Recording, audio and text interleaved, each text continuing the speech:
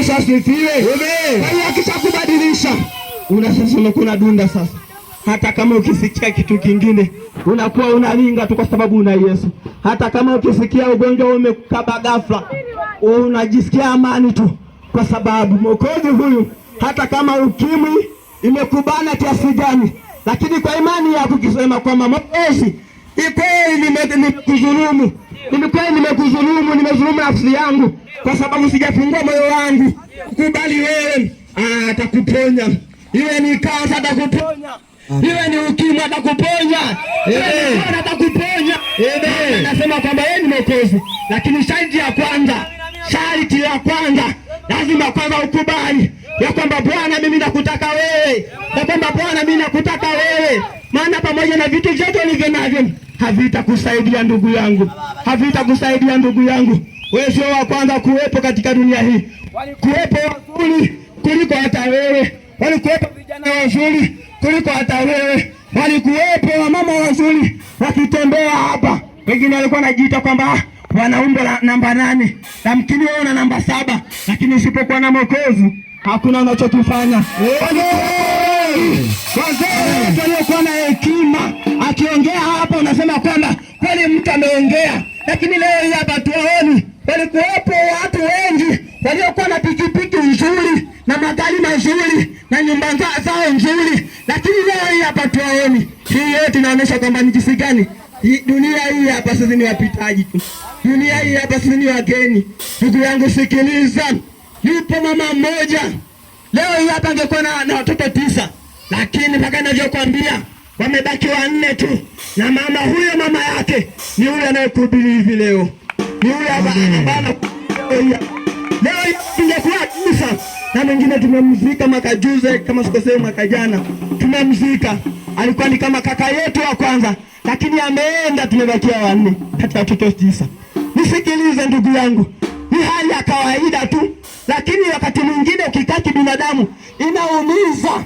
Lakini zaidi ya yote inaumiza pale ambapo unakuta wewe kwa akili yako timamu na kaidi wokovu na kuzi yake ya kwamba hapana, mimi siwezi nikakubali nichanganyikiwe. Sikiliza ndugu yangu, waliojifanya kwamba wana akili nyingi hatuwaoni, wengine wameshaondoka.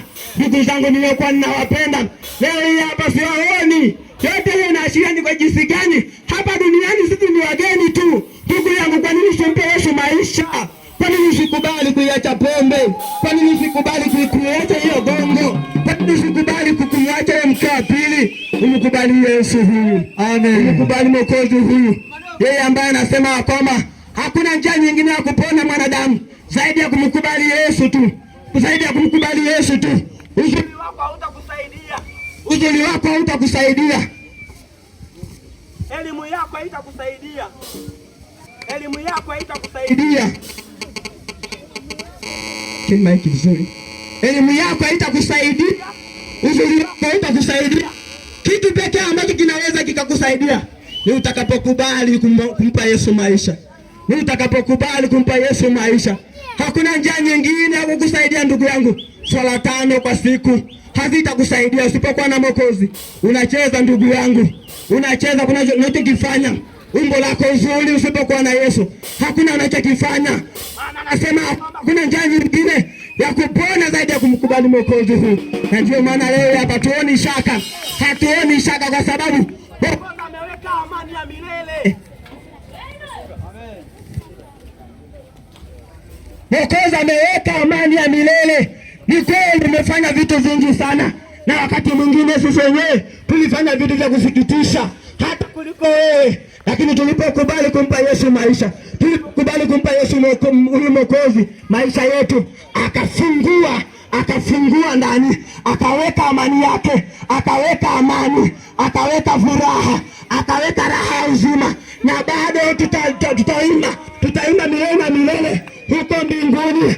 Hakuna kufa, hakuna magonjwa, hakuna huzuni hapa duniani humu. Na ndio maana leo hii hapa tunakwambia ndugu yangu, kubali leo kumpa Yesu maisha, aweze kubadilisha mwelekeo wako wa maisha yako. Maana kwa hivi haiwezekani. Wengi wametamani sana kuacha pombe lakini wameshindwa. Mtu takadu unakuta ni kweli, ni msomi, ana elimu zake, lakini bado akilewa hadi anajikojolea. Sasa ni nini hii? Sema baba. Maana yake nini? Pamoja na elimu yako lakini bado haijakusaidia.